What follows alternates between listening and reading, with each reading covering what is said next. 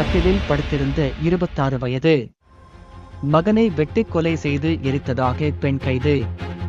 திருச்சி முசிறியில் 26 வயது கோபிநாத் என்பவரை கோடாலியால் வெட்டிக் கொண்டு டீசல் ஊற்றி எரித்ததாக அவரது தாய் செல்வி கைதானார்.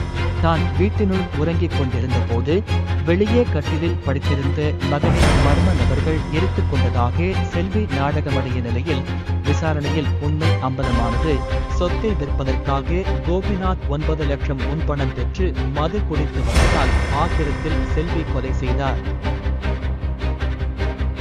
காங்கிரஸ் எம்எல்ஏவுக்கு 3 மாதம் சிறை. காங்கிரஸ் சட்டமன்ற குழு தலைவரும் இளையோர் காங்கிரஸ் எம்எல்ஏவான ராஜேஷ்குமாருக்கு 3 மாதம் சிறை தண்டனை விதித்து நாகர்கோவில் கோர்ட் தீர்ப்பளித்துள்ளது.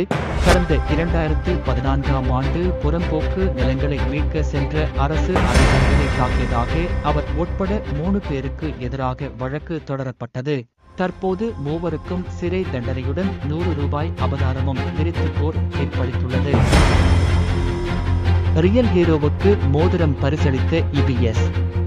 சென்னை அரும்பாக்கத்தில் மின்சாரம் தாக்கி உயிருக்கு போராடிய சிறுவனை காப்பாற்றிய கண்ணனுக்கு இபிஎஸ் தங்க மோதிரம் பரிசளித்துள்ளார்.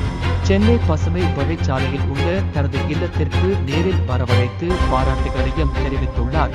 மழையின் போது சிறுவன் துடிதுடித்து போராடிய போது தனது உயிரையும் பொருட்படுத்தாமல் கண்ணன் காப்பாற்றிய வீடியோ வைரலானது. பலரும் அவரை ரியல் ஹீரோ என பாராட்டினார்.